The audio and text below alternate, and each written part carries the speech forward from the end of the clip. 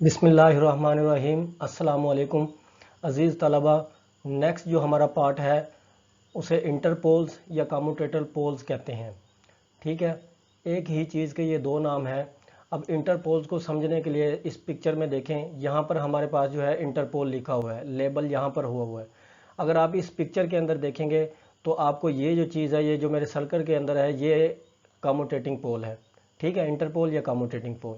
ठीक है, और ये चीज़ याद रखें कि जितने मेन पोल होंगे उतने ही कम्यूटेटिंग पोल होंगे तादाद में। अब यहाँ पर दो मेन पोल है और इसीलिए हमारे पास दो कम्यूटेटिंग पोल है। ठीक है, और दूसरी बात ये है, ये हमेशा मेन पोल के दरमियान में लगे होंगे। जैसे ये नॉर्थ पोल है मेन पोल ये वाला, और ये साउथ पोल है, इनके दरमियान में जो है ये साउथ पोल लगा हुआ है, कम्यूटेटिंग साउथ पोल लगा हुआ है।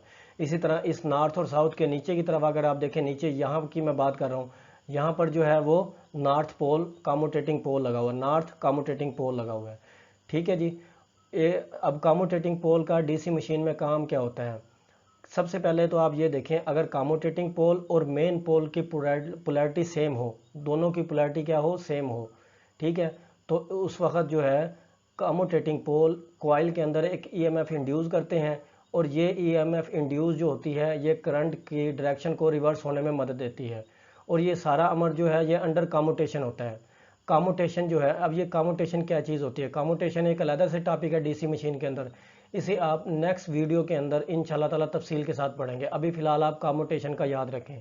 ठीक है, तो कम्यूटेटिंग पोल जो होते हैं वो क्या करते हैं, अगर मेन पोल और कम्यूटेटिंग पोल सेम पोलैरिटी में हो तो कम्यूटेटिंग पोल जो है वो एक ईएमएफ इंड्यूस कॉइल के अंदर करते हैं, जो कि करंट की डायरेक्शन को रिवर्स होने में मदद देती है। ठीक है, दूसरा जो कम्यूटेटिंग पोल का अहम काम है वो डीसी मशीन के अंदर क्रॉस मैग्नेटाइजेशन को न्यूट्रलाइज करना है। क्रॉस मैग्नेटाइजेशन भी एक टॉपिक है डीसी मशीन के अंदर, ये भी आप नेक्स्ट वीडियो के अंदर इंशाल्लाह ताला तफसील से पढ़ेंगे।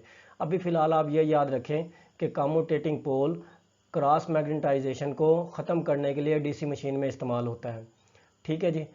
और ये चीज़ याद रखें, मैं फिर से आपको बता रहा हूँ कि जितने मेन पोल होंगे उतने ही कम्यूटेटिंग पोल तादाद में होंगे। जैसे यहाँ पर दो मेन पोल हैं तो कम्यूटेटिंग पोल भी दो हैं। अगर यहाँ पर चार मेन पोल होते तो कम्यूटेटिंग पोल भी कितने होते? चार होते। ठीक है, और हमेशा दो मेन पोल के दरमियान एक कम्यूटेटिंग पोल मौजूद होता है। ठीक है, और ये बड़ी मशीनों में इस्तेमाल होता है। इसके बाद जो है आर्मेचर एंड आर्मेचर वाइंडिंग। पहले तो हम ये देखते हैं कि आर्मेचर क्या होता है। ये इस पिक्चर में अगर आप देखें, इसको मैं पिक्चर नंबर 1 कह देता हूँ, इसमें हमें आर्मेचर नज़र आ रहा है। ये हमारी क्या है, लेट्स सपोज के ये हमारी पिक्चर नंबर 1 है, इसमें हमें पूरा एक आर्मेचर नज़र आ रहा है। इसमें अगर आप देखेंगे ये जो है ये लेमिनेटेड कोर है। ठीक है, यानी कि आर्मेचर की ये कोर है, लेमिनेटेड है। ये लेमिनेटेड का मतलब क्या है? पतरे को इकट्ठा करके बनाया हुआ है। ठीक है, इसके बाद ये चीज़ जो है, ये अब देखेंगे ये शाफ्ट है। ठीक है, उसके बाद ये चीज़ जो है ये आर्मेचर वाइंडिंग है। ठीक है, येलो कलर की, और ये जो है यहाँ पर ये कम्यूटेटर है। ये तमाम की तमाम चीज़ें जो हैं एक ही शाफ्ट के ऊपर फिक्स होती हैं और तमाम चीज़ें ये मूव करती हैं। अब आते हैं आर्मेचर कोर पे। अब पिक्चर नंबर 2 पे आ जाए। ये जो इसको पिक्चर को मैं कहता हूँ, ये पिक्चर नंबर 2 है। यहाँ पर अगर आप देखेंगे तो आपको एक सिलेंडर नुमा कोर नज़र आएगी। ठीक है, ये कोर जो है ये आर्मेचर कोर है, और ये भी लेमिनेटेड होती है, जैसा कि ये लिखा हुआ है लेमिनेटेड कोर। ठीक है, पतरियों को इकट्ठा करके बनाया होता है। इसके दरमियान में अगर आप ये देखें, ये जो मैं लाइन लगा रहा हूँ ये झुर्रियाँ बनी होती है। इन झुर्रियों को हम टेक्निकल ज़ुबान में स्लॉट कहते हैं। ठीक है, इन झुर्रियों को हम टेक्निकल ज़ुबान में स्लॉट कहते हैं। ठीक है जी। और कोर के अंदर जो कुछ होल बने होते हैं जिन्हें हम एयर होल कहते हैं, ये कोर की कूलिंग के लिए इस्तेमाल होते हैं ये।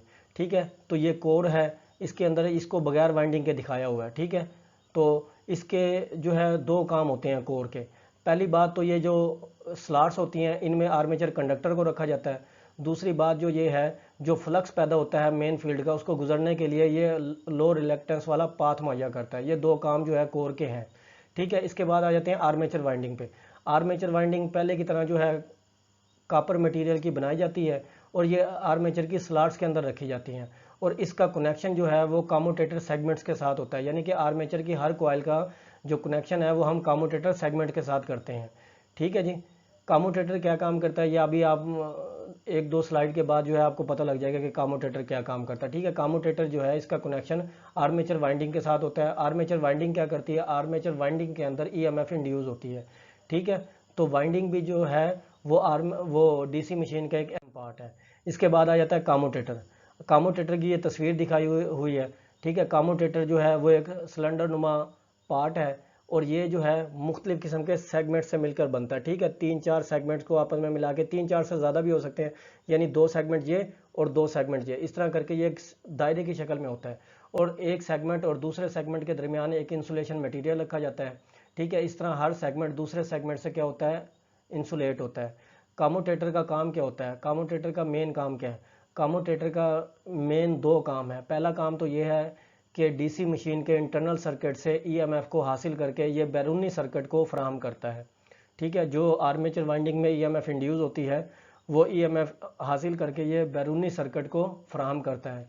दूसरा इसका जो अहम काम होता है वो ये होता है कि जनरेटर कोई भी हो, एसी का हो चाहे डीसी का हो, ये आपको फर्स्ट टाइम में बताया गया है पहले कि जनरेटर डीसी हो चाहे एसी हो, उसके अंदर जो ईएमएफ इंड्यूस होती है वो अल्टरनेटिंग होती है, यानी एसी वोल्टेज जो है वो डीसी जनरेटर में पैदा होते हैं। लेकिन कम्यूटेटर एक ऐसा आला है जो इन एसी वोल्टेज को कन्वर्ट करके डीसी में कन्वर्ट कर देता है। ठीक है, इनको डीसी में कन्वर्ट करता है। तो कम्यूटेटर वो आला है जिसके ज़रिए हम आर्मेचर में पैदा होने वाले एसी वोल्टेज को डीसी में कन्वर्ट करते हैं, ये इसका दूसरा काम होता है। ठीक है, कम्यूटेटर के जो सेगमेंट्स हैं ये आपस में आइसोलेट होते हैं और हर सेगमेंट का कनेक्शन जो है वो आर्मेचर वाइंडिंग के कॉइल के साथ होता है, ये चीज़ याद रखें। ठीक है, और ये कम्यूटेटर जो होता है ये हार्ड ड्रॉन कॉपर का बनाया जाता है, यानी कि इसके जो सेगमेंट होते हैं वो हार्ड ड्रॉन कॉपर के बनाए जाते हैं। इसके बाद है carbon brush and brush holder.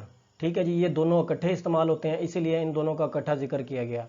Carbon brush, इस पिक्चर के अंदर अगर आप देखेंगे तो यहाँ पर ये कार्बन ब्रशेज लिखा हुआ है। ठीक है, ये कार्बन ब्रश का काम क्या होता है, कार्बन ब्रश जो है वो कम्यूटेटर के साथ जो है, कम्यूटेटर के साथ वो क्या करते हैं, यानी कि कम्यूटेटर के साथ वो कनेक्शन बनाते हैं।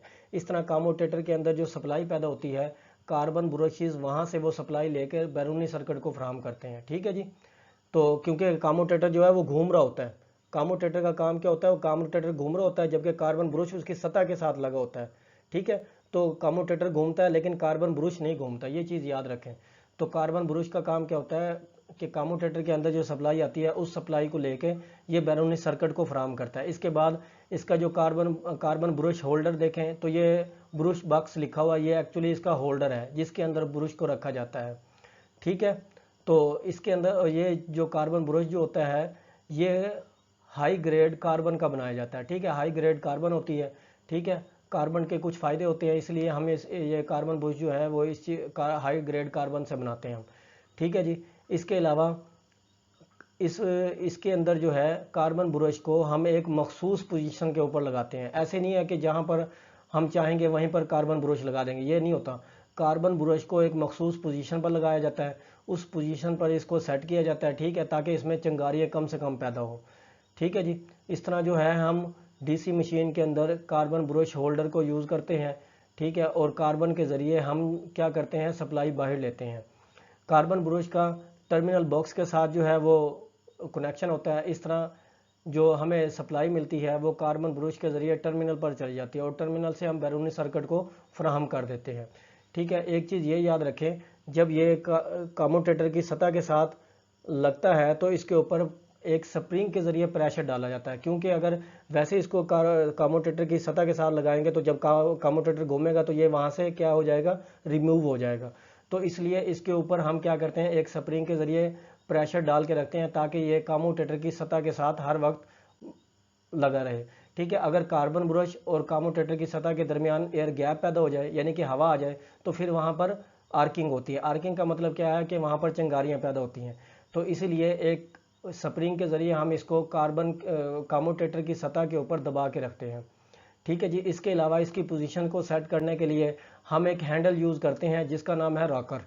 ठीक है, जिसे हम क्या कहते हैं, रॉकर कहते हैं। यहाँ पर लिखा भी हुआ है इन्होंने कि carbon brush and rocker. Rocker जो है वो एक ऐसा हैंडल होता है जिससे हम कार्बन ब्रश की पोजीशन को सेट करते हैं। ठीक है, तो कार्बन ब्रश की जो डीसी मशीन में पोजीशन होती है वो एक मखसूस पोजीशन होती है, एक मखसूस एंगल पर होती है। ठीक है, उस एंगल पर कार्बन ब्रश को सेट करना लाजमी होता है।